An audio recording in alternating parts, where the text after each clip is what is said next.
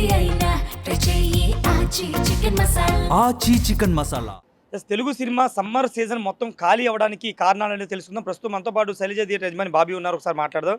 బాబీ గారు, జనరల్గా మీరు చాలా సమ్మర్లు చూస్తుంటారు, కానీ ఈసారి సమ్మర్ మాత్రం సినిమా ఇండస్ట్రీకి నిజంగా చాలా చేదుగా ఉందని చెప్పాలి. ఎందుకంటే ఎక్కడ కూడా పెద్ద సినిమాలు కానీ చిన్న సినిమాలు కానీ ఎక్కడ లేని పరిస్థితి, థియేటర్లకి ప్రేక్షకులు రాని పరిస్థితి. ఎందుకు ఇలాంటి పరిస్థితి ఏర్పడింది అనుకుంటున్నాను?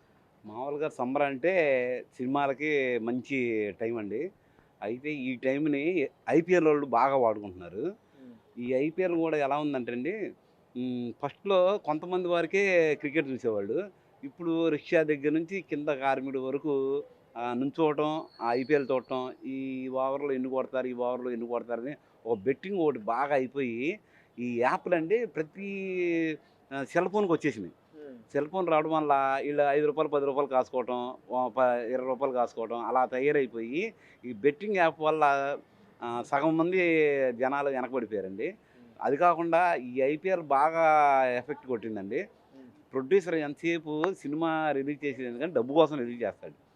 అయితే ఇప్పుడు వచ్చిన సినిమాలన్నీ డిజాస్టర్లు అవటం వల్ల ప్రొడ్యూసర్ ఏం చేస్తున్నాడంటే, మన సినిమా గొప్పగానే తీస్తాం కానీ ప్రజలు ఆదరించట్లా, అంటే ప్రజలకి ఏదో పనులు ఉన్నాయి కాబట్టి ఈ ఐపీఎల్ సీజన్ వదిలేసి తర్వాత రిలీజ్ చేద్దామని అనుకుంటున్నారు. పెద్ద కూడా ఆల్మోస్ట్ ఈ నెల అయిపోతుంది ఐపీఎల్, తర్వాతే పెట్టుకుందామని వాళ్ళు కూడా డిసైడ్ అయ్యారు. జూన్ 4న వస్తున్నట్టు సమాచారం. తర్వాత మా ఇంటి బంగారం ఇవన్నీ జూన్లో వరుసనే పెద్ద పెద్ద సినిమాలన్నీ ఉన్నాయి. మేము ఎప్పుడు సమ్మర్లో ఇది ఫేస్ చేసాం కానీ ఇంటిగా ఫేస్ చేయాల. అందరు సెలవులో చక్కగా వస్తారు. అలాంటిది కొంచెం ఎండలు ఎక్కువ ఉండటం వల్ల కూడా కొద్దిగా ఇబ్బందిగా ఉంది. ఇంతకుముందు మామూలుగా జనరల్గా మనకి ఇండస్ట్రీలో పెద్ద హీరోలు ఉన్నారు. ప్రభాస్, రామ్ చరణ్, ఎన్టీఆర్, అల్లు అర్జున్, మహేష్ బాబు, చిరంజీవి, బాలకృష్ణ అందరూ ఉన్నారు. కానీ వీళ్ళు ఎవరు కూడా ఈసారి సమ్మర్ని ఎందుకు టార్గెట్ చేయలేకపోయారు? ఎందుకు సమ్మర్కి సినిమా రిలీజ్ చేయలేకపోయారు? వాళ్ళు ఏంటంటే అండి, ఇంతకుముందు కమిట్మెంట్ ఉండేదండి. ఈ నేను ఇప్పుడు సినిమా ప్రొడ్యూసర్ ఎంతసేపు డబ్బు కోసం ఆలోచిస్తాడు. హీరో ఎప్పుడు చిరంజీవి కానీ, బాలకృష్ణ కానీ, నాగార్జున కానీ వీళ్ళందరూ ఏం చేస్తారంటే, వెంకటేష్ కానీ, మా ఫ్యాన్స్ కోసం ఈ సంవత్సరం 2 సినిమాలు ఇవ్వాలని కమిట్మెంట్తో పనిచేసేవాళ్ళు. ఇప్పుడు ఉన్నవాళ్ళు అలా లేరండి. వాళ్ళకి ఏంటంటే సంవత్సరానికి 1 చేయని 2 చేయని వాళ్ళకు అనుకున్న పారితోషికం వాళ్ళకి వచ్చేస్తుంది. అయితే సినిమా ఒక్కటి రిలీజ్ చేసినా గ్రాండ్గా రిలీజ్ చేద్దాం, 100 కోట్లు టార్గెట్ చూపిద్దాం, అంత క్వాలిటీగా తీద్దాము, జనాలకు కూడా క్వాలిటీ ఇద్దామని ఉందండి. ఇంతకుముందు గ్రాఫిక్స్ ఏం ఇవ్వండి. ఈ చిరంజీవి గారు కానీ, వెంకటేష్ కానీ, బాలకృష్ణ కానీ, నాగార్జున గారు కానీ వీళ్ళు ఎంతసేపు సినిమాని ఒక పల్లెటూరు వాతావరణంలోనో లేకపోతే ఏదో ఒక నేపథ్యంలో రోడ్ల మీద, పార్కుల మీద సినిమాలు తీసేవాళ్ళు. ఇప్పుడు అలా లేదండి. ఓన్లీ ఇండోరే చేస్తున్నారు. అది గ్రాఫిక్ వర్కే చేస్తున్నారు. గ్రాఫిక్ వర్కే 5-6 నెలలు పడుతుందండి సినిమాకి. ఆ విషయం జనాలకు తెలియదు కదండి. వాళ్ళు ఏంటంటే ఎంతసేపు ప్రతి వారం ఒక సినిమా వస్తామంటే జనాలు కూడా అలవాటు పడుతూ ఉంటారు. మీరు ఒకటి ఆలోచించండి, రైతు బజార్ ఇంటికి వెళ్తాము, అక్కడ ఒక కూరగాయ బాగోకపోతే ఇంకో కూరగాయలైనా ఉంటాయి. అంతే ఒకే చోట ఉన్నాడు కుదరదు కదా. అలాగే సినిమా కూడా ఒకటి వస్తూ ఉంటుంటే ఏదో సినిమా బాగుంటుందని వస్తూ ఉంటారు. మీరు ఎప్పుడో సంవత్సరానికి ఒక సినిమా రిలీజ్ చేస్తూ ఉంటే జనాలకు ఉన్న ఇంట్రెస్ట్ కూడా పోతుంది. ఆ పోవటం వల్ల అది కాకుండా ఓటీటీలో ఒకటి వచ్చినాయండి. తర్వాత ఈ వెబ్సైట్లో ఇవాళ రిలీజ్ అయిన సినిమా సాయంత్రానికి వచ్చేస్తుంది. అందుకని జనాల మైండ్ కూడా మారిపోయిందండి. మారిపోయి పోనీలే ఇవాళ అందపోతే ఇంట్లో చూసుకోవచ్చు సాయంత్రం మూవీ రూల్స్ అని ఇంకా చాలా ఉన్నాయి. 10 రోజులు ఆగితే ఆల్రెడీ నెట్లో వచ్చేస్తున్నాయి, యూట్యూబ్లో వచ్చేస్తుంది, జియో హాట్స్టార్లో వచ్చేస్తుంది.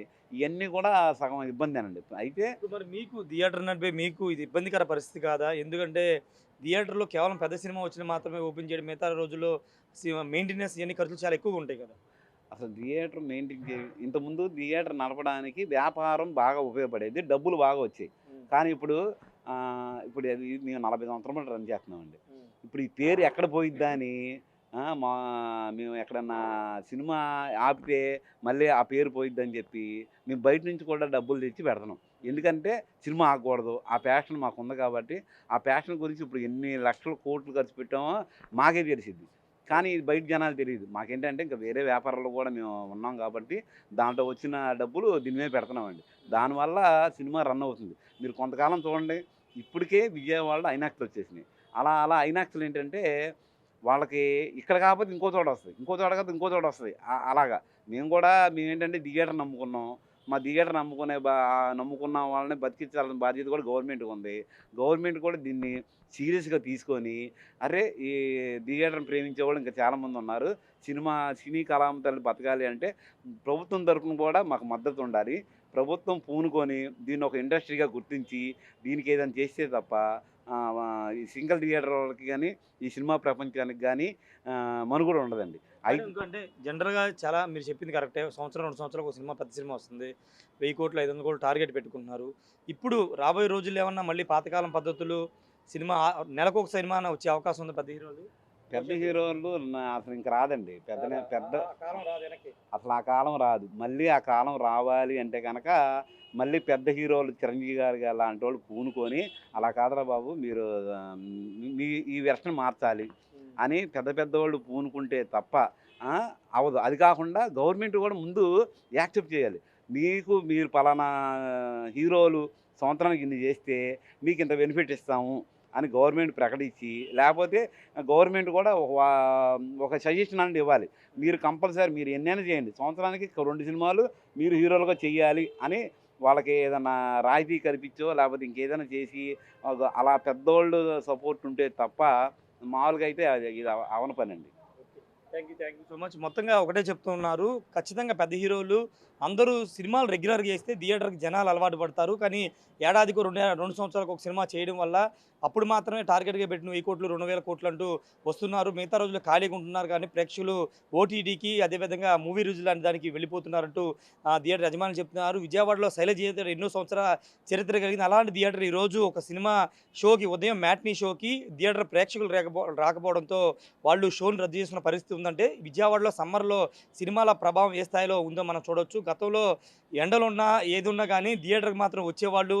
మ్యాట్నీ షోలు, నూన్ షోలు, సాయంత్రం 6 గంటల షోలు, సెకండ్ షోలు అన్ని షోలు కూడా కలకల్లాడుతుండే. కానీ ఇప్పుడు ఈ సమ్మర్లో మాత్రం అలాంటి పరిస్థితి లేదు. జనరల్గా సమ్మర్ సీజన్ అనేది ఎక్కువ కలెక్షన్ వచ్చే సినిమా, ఎక్కువ సినిమాలు రిలీజ్ చేసే అవకాశం ఉండే సీజన్. ఎందుకంటే పిల్లలకి స్కూల్ హాలిడేస్ ఉంటాయి, టీచర్స్ హాలిడేస్ ఉంటాయి, చాలామంది చుట్టాలు వస్తూ ఉంటారు. వాళ్ళందరూ కూడా ప్రధాన వినోదం సినిమానే కాబట్టి వాళ్ళందరూ థియేటర్లకి గుంపులుగా వచ్చేవాళ్ళు. కానీ ఇప్పుడు అలాంటి పరిస్థితి లేకపోవడంతో సినిమా థియేటర్ యజమానులు ఇబ్బందులు ఎదుర్కొంటున్నారు. పెద్ద సినిమా వచ్చిన తర్వాత ఒక వారం 2 రోజులు మాత్రమే హడావుడి కనబడుతుంది. మిగతా రోజుల్లో సినిమా థియేటర్ని రన్ చేయలేక అక్కడ ఉన్నటువంటి సిబ్బందిని నడిపించలేక కొంత ఇబ్బందులు ఎదుర్కొంటున్నారు. కాబట్టి ప్రభుత్వం కూడా కొంత చొరవ తీసుకుని సినిమా థియేటర్ల మీద దృష్టి పెట్టి దీన్ని ఒక ఇండస్ట్రీకి గుర్తించి రాయితీలు కల్పించాల్సిన అవసరం ఉందని థియేటర్ యాజమాన్యం చెబుతున్న పరిస్థితి ఉంది.